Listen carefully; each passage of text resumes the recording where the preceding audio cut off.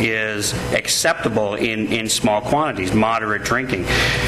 We see that the New Testament doesn't really say do not have any alcohol necessarily, but if we look at the context, we may see the contrary. The Bible in many cases says not to drink, but it doesn't. But it mainly says do not get drunk. So I want to take a look at some of the scriptures here and hash that out a little bit. Others like myself, we believe that drinking at all, that we are purposely putting ourselves in a position to sin, putting ourselves in a position to be tempted, to do things wrong. And it's better, and we are told to avoid all appearances of evil. And that's why I choose not to drink. Let's take a look at a few New Testament scriptures on drinking. We see in Romans 14, verse 21, it says, "It's better not to eat or drink wine or to do anything else that will cause your brother to fall." If someone drinks, and someone thinks drinking is wrong, and I don't have that scripture I just read, I don't have that up there on that list there, but if someone thinks that drinking is wrong, it's important for us to abide by that. It's important for us to show the right example to people, show the right example to our children. I've seen too many cases where parents can't figure out, and this can happen in the church, mainly in the world is where I've seen this, where they drink at home either a lot or in moderation, and then their kids go and they seek this stuff out, and they go and they try to buy it or they try to steal it, and they go, well, how could this happen to me? It's because the kids watch your example. The kids see what you do and how you act. So we have to be careful of what example do we put. We see now in that first one, Ephesians 5:18, it says, "Do not get drunk on wine, which leads to debauchery. Instead, be filled with the Spirit." We're not supposed to be drunk on wine. We're supposed to be drunk on joy and peace and love, and on the things and the promises that we have here today. The things that we have for tomorrow. Those are the things that are supposed to drive us. Those are the things that are supposed to be happy. We don't need something that's in a bottle to make us happy. We see in 1 Timothy 3, verse 8, it says, "Deacons likewise are to be men worthy of respect, sincere, not indulging in much wine, and not pursuing dishonest gain."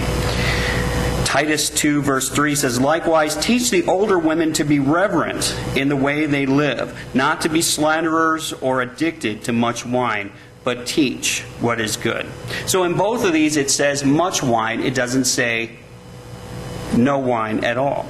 But the next scripture in 1 Timothy shows us that it can be used in medicinal purposes. We see in 1 Timothy 5, verse 23, it says, "Stop drinking only water and use a little wine because of your stomach and your frequent illnesses." I've heard it said that their water at the time was so bad that they would dilute it with grape juice, with wine, with non-alcoholic wine, or in order to be able to make it easier to drink. So that now comes to the big debate. The last one there is why I separated it, is John chapter 2, verses 3 through 10, where we see the true understanding of what alcohol and what the meaning of whether or not it was unfermented wine or fermented wine when Jesus turned water into wine. Because this is one of the primary reasons, and I heard this in the world before many times, is people say, hey, how can you say that it's not good to drink because Jesus turned water into wine and he was having a great time? I've even been to denominational funerals and weddings and seen people say, hey, you know what? Jesus will be right here carrying on with us and drinking and all. It's like, how can you say that? We have to be able to look and see in what context the alcohol and the wine was. We see in John chapter 2, starting in verse 3, when Mary shows him the problem. When the wine ran out, the mother of Jesus said to him, "They have no wine." And Jesus said to her, "Woman, what does that have to do with us? My hour has not yet come." His mother said to the servants, "Whatever he says to you, do it." Now there were 6 stone water pots set there for the Jewish custom of purification, containing 20 or 30 gallons each. So we see that he turns the water into wine. He's furnished the opportunity to perform his first miracle. And he went to the servants and told them to fill the 6 water pots containing 3 firkins apiece with water.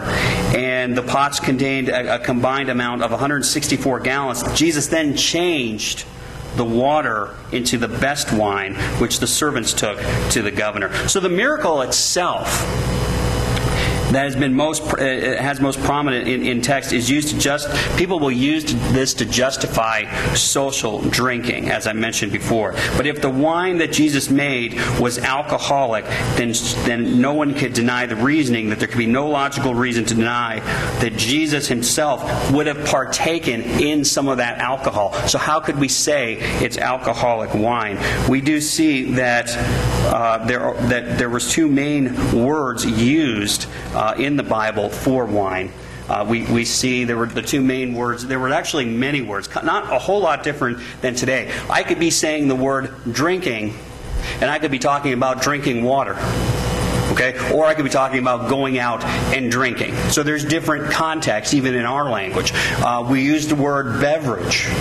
There are different words that are used. The word beverage could be alcoholic or it could be not. It just depends on what it was. The Greek word oinos usually was meant for unfermented wine, but it was actually used for most wines, in one particular exception, which was strong drink, which was alcoholic drink. And the word oinos was used in John 2 to describe the wine that Jesus made. So we believe that Jesus did not make alcoholic wine. The word sakara, the Greek word for strong drink, and it's derived from the Hebrew word of shakar, which was their strong drink. People have different opinions of this. My opinion may not be the same of everybody, but it's important to look at this and realize that Jesus could not have made alcoholic wine if we look at the reasoning of it. I'm not suggesting that God's people in the Bible never drank wine. I'm saying that God never condoned it. If we believe that drinking is sin, if we believe that Jesus made alcoholic wine, allowing others to drink and progressively get drunk, then I believe that we're defeating the validity of the gospel. Because if Christ made wine and caused others to sin by getting drunk, which is clearly sin, then Jesus would have sinned, and we know he did not sin. We know that Jesus was sinless. Let's take a look at a little bit more about alcohol.